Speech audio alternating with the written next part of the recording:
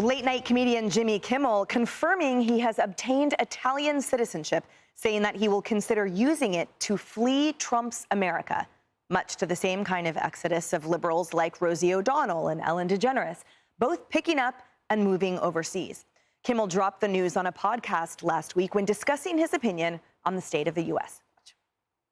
A lot of people I know are thinking about where they can get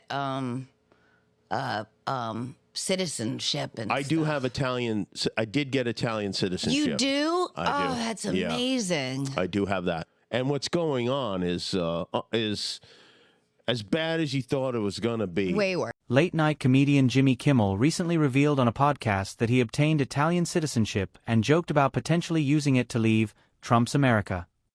This has drawn comparisons to other celebrities like Rosie O'Donnell and Ellen DeGeneres who have moved overseas. Kimmel admitted the state of the U.S. is way worse than people imagined, sparking reactions from fans and critics. It's so much worse. It's just unbelievable. Like, I feel like it's probably even worse than he would like it to be. You know, my relatives immigrated here. Much of us have relatives that did.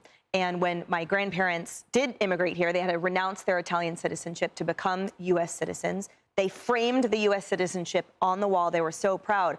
But Russell Shorto put it best when he said the Italian government succeeded in accomplishing in 20 years what centuries of invaders of Sicily had not, which is bringing the island to ruin and starvation.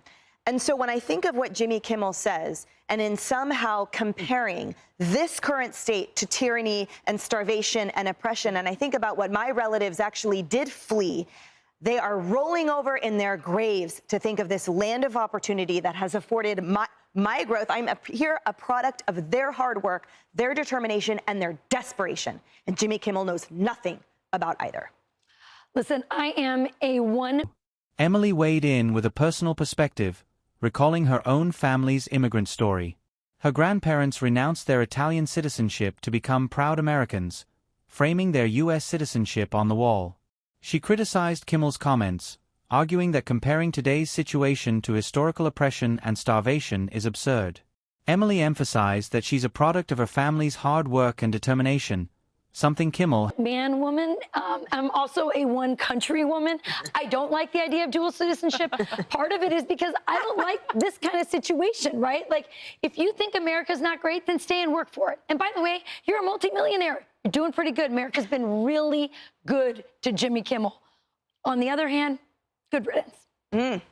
By the way, I bet he can afford an incredible place in Tuscany, so it's not exactly like he's moving to Italy to be with the poor people there. But you know what? It shows the deterioration of this whole thing with late night. I love that Gutfeld went on Fallon's show. I remember when Jon Stewart used to come here and go on with O'Reilly. And I know Jay Leno really well. He's a real open-minded guy. He loves his cars. You can talk to him. You don't even know what Jay Leno's politics are half the time. They've destroyed late night, except for Greg. Well, look, I mean, I kind of don't understand why it's even a question of him not wanting to stay here. I mean, if he's going to capitulate and just give up everything he's worked for because... Rachel called herself a one-country woman, rejecting dual citizenship and insisting that if someone thinks America isn't great, they should stay and work for it. She pointed out that Kimmel is already wealthy and America has treated him well. Dr. Siegel added that Kimmel isn't moving to help anyone. He can't afford to live like the average Italian citizen in Tuscany. His decision highlights the decline of late-night TV and the disconnect of celebrities from everyday... Ego won't let him stay on TV and actually compete. That's up to him. He does have Italian ancestry through his grandmother, I understand, because from what I've read, she immigrated here in like the late 1800s after an earthquake near Naples. At least that's what I'm reading.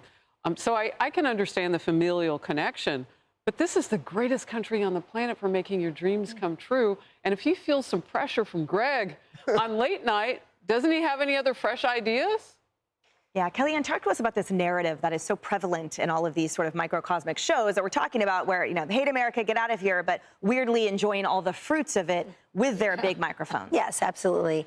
Well, first of all, I didn't know he was Italian. I'm kind of disappointed because my mom was 100% Italian.